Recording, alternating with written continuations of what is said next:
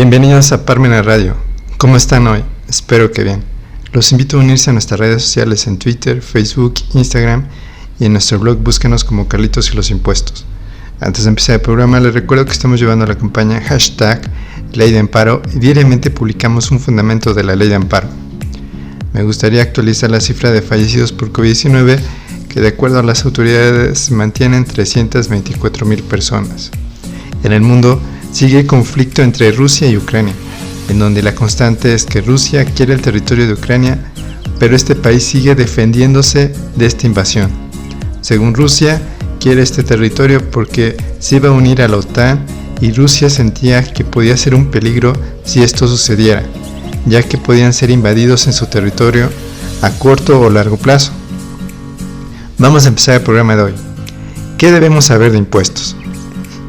Esta pregunta deberíamos hacernos todos los ciudadanos y ciudadanas, pero la verdad es que solo los profesionistas que tienen relación con los impuestos y las personas que los cobran podrían contestarla.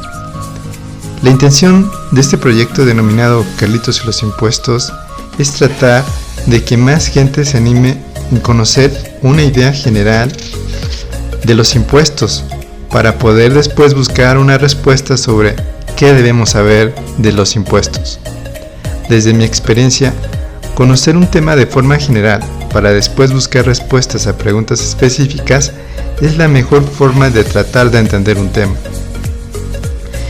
En este caso, el tema de los impuestos, desde que llevo estudiándolo, año tras año se vuelve más complicado y hasta aburrido. Cada año, con las reformas, existen más obligaciones fiscales que ahora se traducen a obligaciones electrónicas fiscales, como contar con un buzón tributario, firma electrónica, sellos digitales, una contabilidad electrónica, envío de la contabilidad electrónica, pago de impuestos por líneas de captura que se pagan en portales bancarios electrónicos.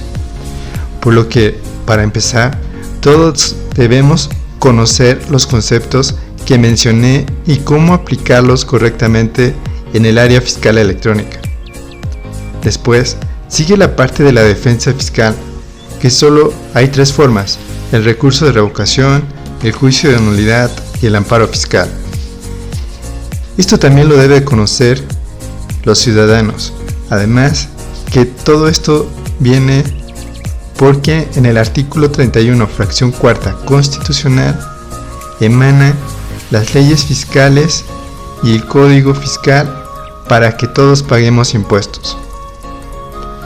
Pero la verdad es que los ciudadanos comunes son ajenos a todo este mundo fiscal, ya que los programas de realities son los que realmente conoce la gente común. La diversión no es mala, pero poder entender todo este mundo de los impuestos debería primero ser un derecho educativo donde el Estado se preocupara por enseñar todo esto en las escuelas secundarias y preparatorias.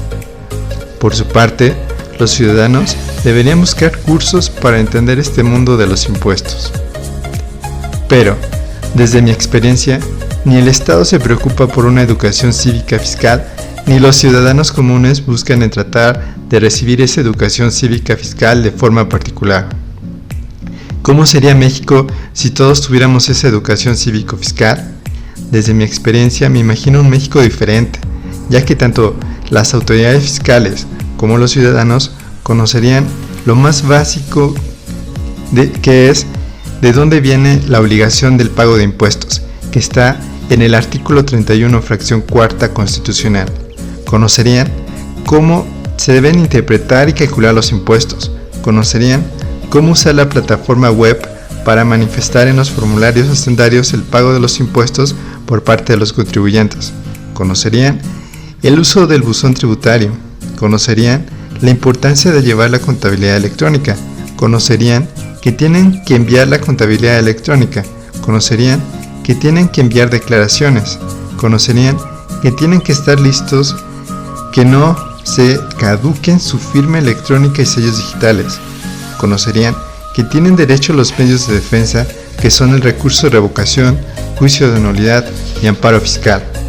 Pero la mejor parte es que conocieran los impuestos, que estos sirven para que el Estado pueda hacer un gasto público en donde es obligación de los gobernantes destinarlo para que se cumpla lo que marca la primera parte de la Constitución, es decir, los derechos humanos y garantías de los ciudadanos.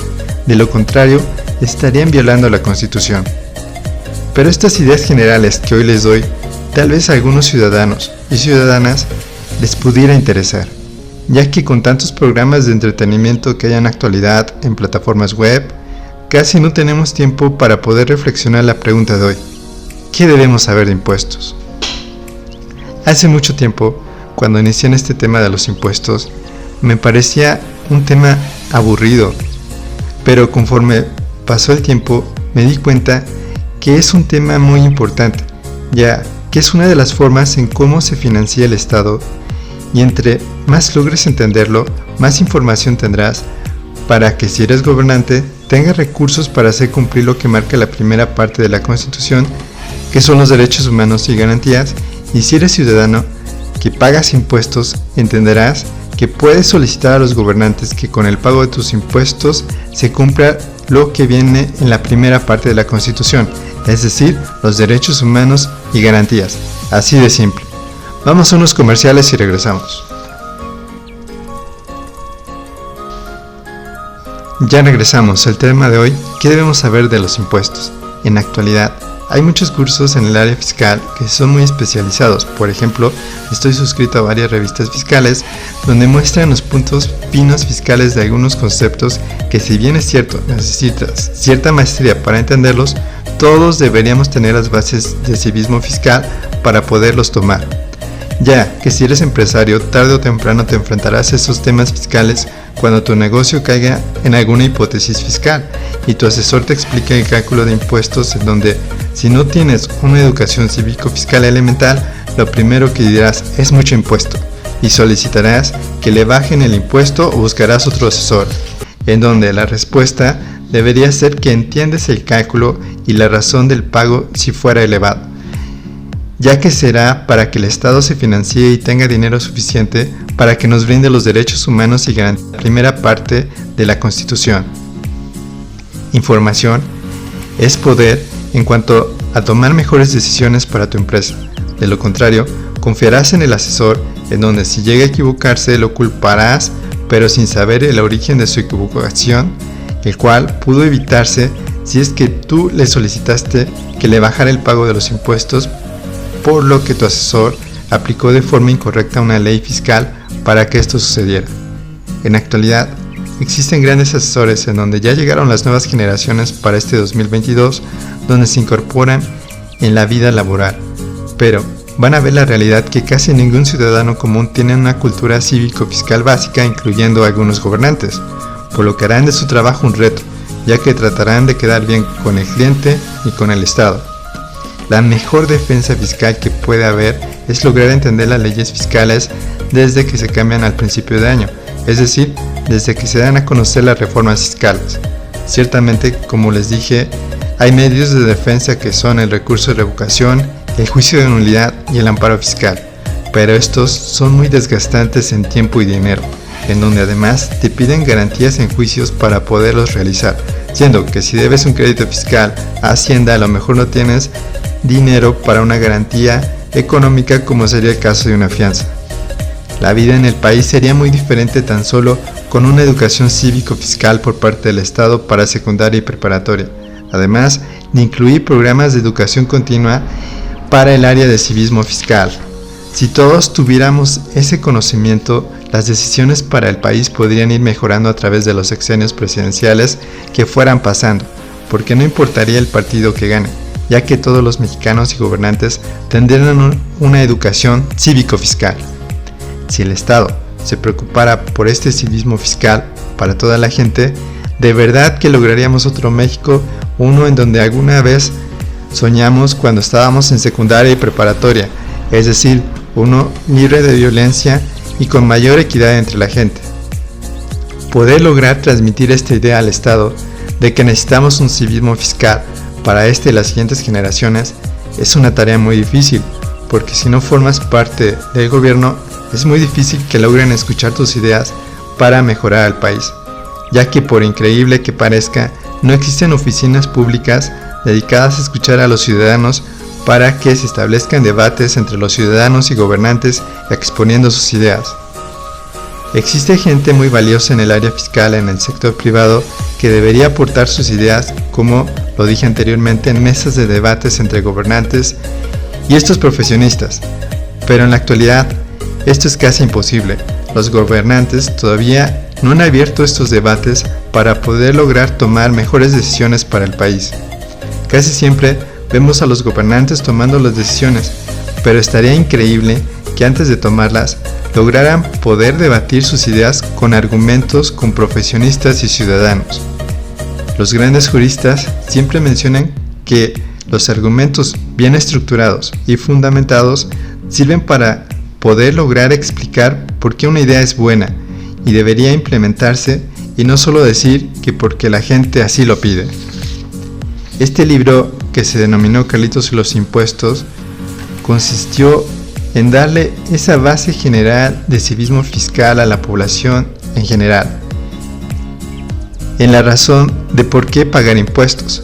Después deberían seguir cursos más serios en cuanto a las leyes fiscales en su interpretación y cálculo de impuestos, para acabar con clases sobre el uso de la página web hacendaria y cómo manifestar el pago de los impuestos para acabar con el pago de los impuestos en plataformas bancarias. Así me imaginaba un civismo fiscal elemental cuando escribí Carlitos y los impuestos, es decir, este libro solo era el primer paso para una educación cívico-fiscal.